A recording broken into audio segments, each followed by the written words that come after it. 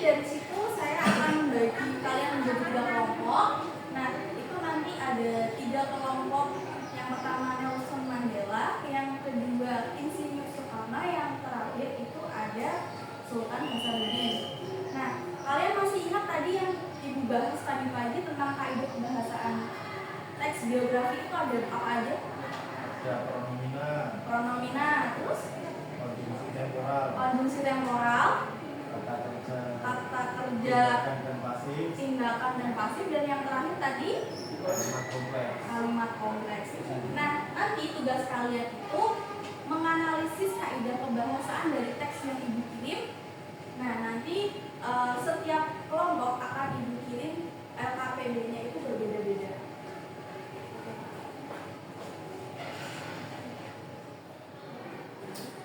Baik anak-anak, setelah kalian memahami baik apa itu kaidah kebahasaan dan bagaimana cara menganalisisnya, sekarang kalian akan langsung menganalisis melalui teks. Nah, kalian bisa pindai barcode ini atau itu juga ada linknya. Sudah? Sudah, Bu. Silakan mengerjakan. Baik, untuk kelompok yang pertama itu kelompok Nelson Mandela, itu kelompoknya Mas Denny ya. Ya.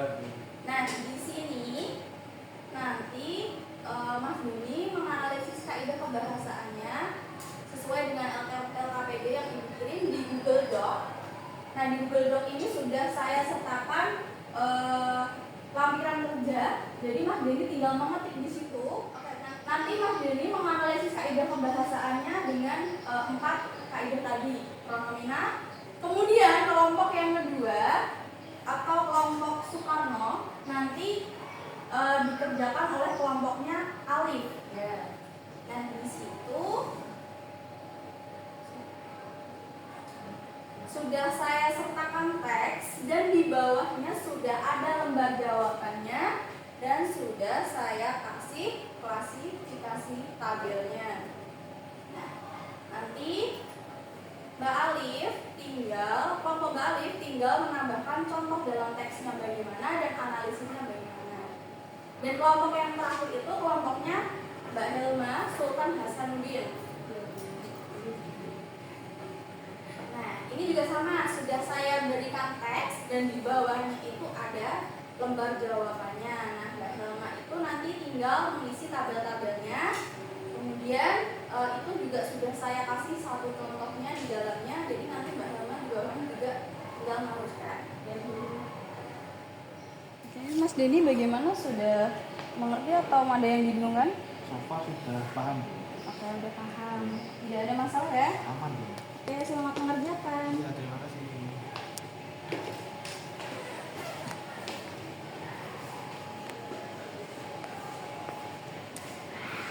Mbak Helma, bagaimana, sudah mengerjakan?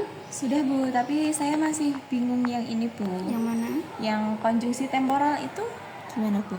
Nanti itu kamu nyari teks yang sudah ada keterangan waktunya di sana. Nah, nanti kamu masukkan, terus kamu berikan. Oke, jadi ditulis satu kalimat, bukan hanya konjungsinya saja. Iya. Semangat ya Mbak Helma. Alif bagaimana, ada yang masih dibingungkan? Belum ada sih Bu, ini saya masih baca-baca, ini tinggal terpilih akhir ini. Berarti sudah paham dengan yang Ibu jelaskan tadi ya? Ya, insya Allah sudah paham. Oke, semangat ya, selamat mengerjakan. Ya, terima kasih Bu. Baik, bagaimana anak-anak, tugasnya sudah selesai semua? Sudah. Oke, nanti Ibu spin untuk yang presentasi. Jadi nanti yang Ibu yang terpilih, kalian presentasi dan itu sebagai perwakilan kalian ya? Ya.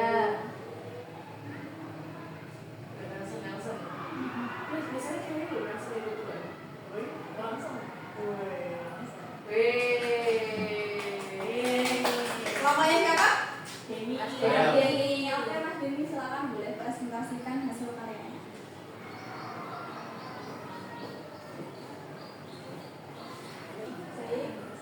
Baik, saya akan mempresentasikan hasil riset dari kelompok kami mengenai teks biografi dari Nelson Mandela. Untuk yang pertama, yaitu ada pronomina. Contoh dari dalam teksnya yaitu ia mendirikan Nelson Mandela Foundation yang bergerak dalam bidang pendidikan, pembangunan sosial dan kesejahteraan. sini analisisnya kata yang merupakan pronomina personal yang menunjuk pada Nelson Mandela tersebut sebagai subjek utama dalam teks. Yang kedua ada konjungsi temporal.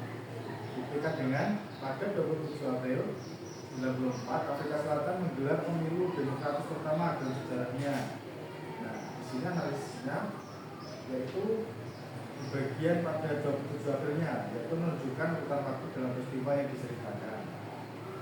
Lalu yang ketiga ada kata kerja tindakan dan pasif.